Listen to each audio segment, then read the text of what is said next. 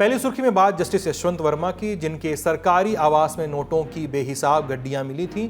इसे लेकर उनके खिलाफ मामला शुरू हुआ। 3 जजों की एक इन हाउस कमेटी से होते हुए बात संसद में महाभियोग प्रस्ताव तक पहुंची।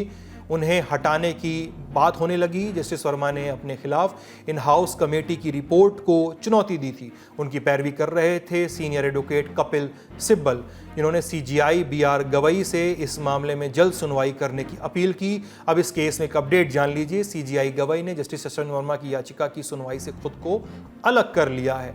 बार एंड बेंच की रिपोर्ट के मुताबिक सीजीआई ने कहा कि वे जस्टिस वर्मा के खिलाफ इन हाउस कार्रवाई शुरू करने की प्रक्रिया में शामिल थे और जस्टिस वर्मा के इलाहाबाद हाई कोर्ट में ट्रांसफर के प्रोसेस में भी जुड़े थे। लिहाजा वे इस मामले में सुनवाई नहीं कर सकते। हालांकि उन्होंने मामले की लिस्टिंग करने और एक बेंच गठित करने की बात जरूर कही। बता दें कि जस्टिस वर्मा को हाई कोर्ट के जज के तौर पर हटाने की सिफारिश तत्कालीन सीजीआई संजीव खन्ना की अगुवाई वाली बेंच ने की थी।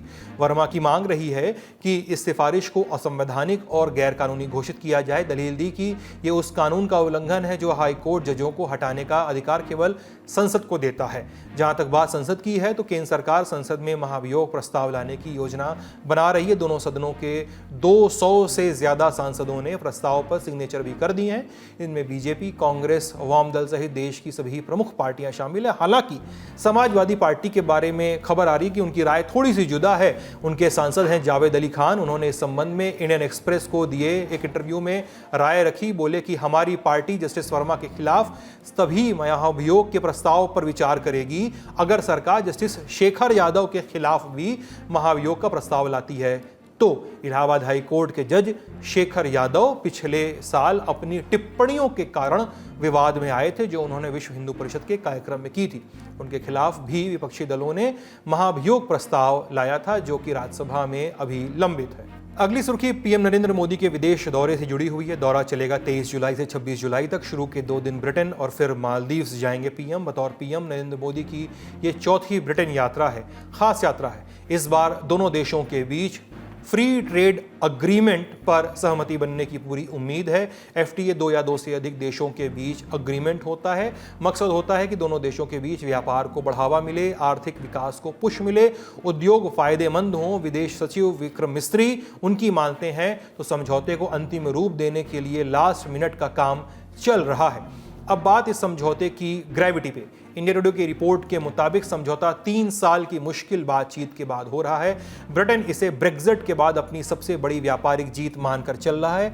वहीं समझौते से भारत का फायदा ये होगा कि निर्यात आसान हो जाएगा, एक्सपोर्ट। अब यात्रा की हाइलाइट्स में ब्रिटेन के राजा किंग चार्ल्स III से पीएम की मुलाकात भी है। ब्रिटिश प्रधानमंत्री की स्टॉमर से भी उनको पीएम को मुलाकात करनी है। आधिकारिक ग्रामीण आवास चेकर्स में मेहमान के तौर पर पीएम मोदी जाएंगे, जहां पे उनसे मुलाकात होगी। सुरक्षा का भी खास इंतजाम किया गया है। खबरें बताती हैं कि पीएम नरेंद्र मोदी की इस विजिट में खालिस्तान, चरमपंथी एक्टिविस्टों, आतंकवादियों, उनके बारे में और देश से भागे हुए नीरव मोदी, विजय माल्या, इन सब के वापसी का मुद्दा भी उठाया जा सकता है। ब्रिटेन के बाद प्रधानमंत्री नरेंद्र मोदी मालदीव जाएंगे, जहां वे 25 और 26 जुलाई को मालदीव के स्वतंत्रता दिवस समारोह में मुख्य अतिथि के तौर पे शामिल होंगे। अपने दौरे पर पीएम मोदी मालदीव के राष्ट्रपति मोहम्मद मुइज़्ज़ू के साथ बातचीत करेंगे। भारत के कोलैबोरेशन से शुरू कई डेवलपमेंट प्रोजेक्ट्स का उद्घाटन भी करेंगे।